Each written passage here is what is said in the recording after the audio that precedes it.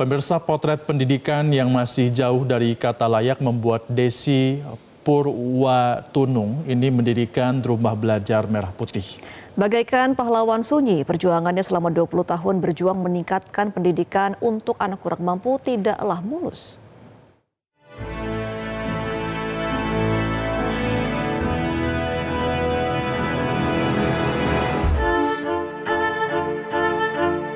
Anak menjadi tonggak masa depan bangsa. Sayangnya hak mereka kerap tercederai dan tak terpenuhi, salah satunya akses pendidikan. Di tengah gemerlap ibu kota yang serba mudah, ternyata pendidikan justru menjadi hal yang sulit bagi sebagian orang. Tak hanya di Mangga Besar, anak-anak di pesisir Celincing, Jakarta Utara juga harus berjuang bertahan hidup tanpa bisa menikmati bangku sekolah. Meski mereka sedikit lebih beruntung, sebab ada orang-orang yang peduli seperti Desi yang mendirikan Rumah Belajar Merah Putih sejak 20 tahun lalu. Meski berbagai penolakan hingga cacian harus ia terima. Perlu dukungan orang tua, karena di sini Kak, anak-anak itu waktu saya 20 tahun yang lalu ya, datang ke sini tuh banyak anak-anak yang belum sekolah, belum bisa baca, tidak mengenal buku.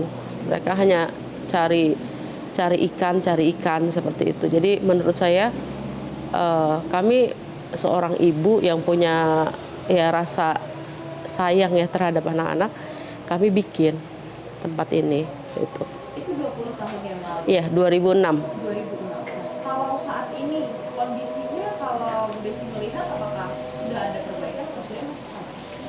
Perbaikan, sudah ada perbaikan, jauh lebih baik dibandingkan dulu. Baik kami diterima sama warga, dulu nggak diterima Kak, sampai mau dibunuh waktu itu. Karena kita bikin anak-anak ini belajar, yang tadinya mereka harus ngupas, harus kerja, jadi mereka harus belajar, seperti itu. Nah, kalau sekarang Akhirnya bisa diterima, bagaimana?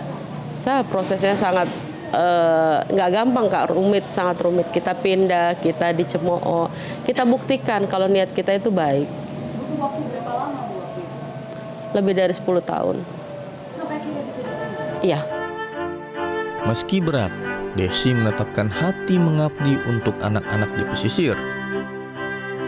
Tantangan terbesar itu adalah tidak ada kerjasamanya orang tua dengan kita.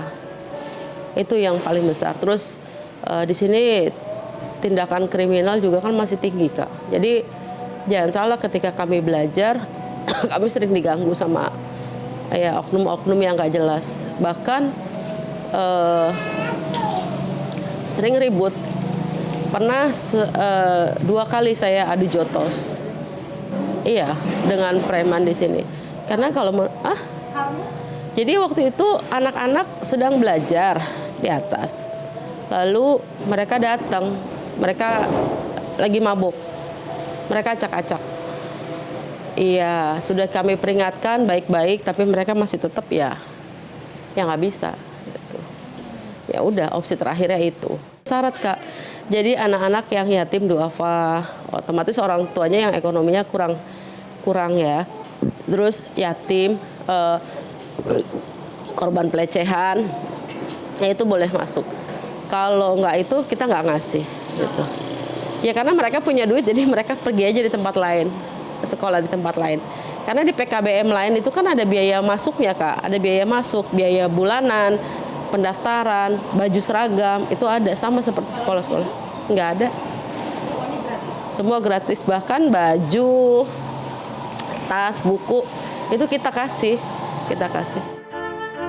Tidak hanya masalah mindset, lagi-lagi biaya juga menjadi kendala besar mereka. Ya sekarang pakai uang pribadi saya Kak. Dari pemerintah mungkin itu sudah 20 tahun, waktu yang lama ya, mungkin dari pemerintah atau dari luar, ada yang sempat mungkin menawarkan bantuan atau bagaimana? Sampai saat ini sih nggak ada sih Kak. Sama sekali? Nggak ada, paling yang ngasih itu kayak kakak-kakak mahasiswa itu ngasih gitu, itu dia yang ngasih gitu. Ya alhamdulillah aja Kak, ikut bantu, bisa buat bayar listrik, kan di sini listrik bayar. Apalagi kita kan nggak punya PAM Kak, jadi kita pakai air sumur. Nah, itu listrik juga lebih besar. Rusmina, kakak dari anak berusia 21 tahun yang sedang belajar di Rumah Merah Putih untuk kejar paket C. Ia bercerita adiknya terpaksa putus sekolah bukan karena biaya namun perundungan. Putih banget dia di ini tuh sekolah di Merah Putih. Waktu itu sempat ngeluarin biaya berapa gitu? Di Merah Putih kayaknya jarang ngeluarin biaya. Jarang ngeluarin biaya, nggak ada biaya, paling biaya ini doang, ngaji doang, Rp2.000. Kalau untuk paket kayaknya nggak ada. Berarti gratis? Iya, gratis kalau paket. Paling ngaji doang itu bayar 2.000-3.000. Udah itu doang. Pendidikan jadi penopang masa depan suatu bangsa.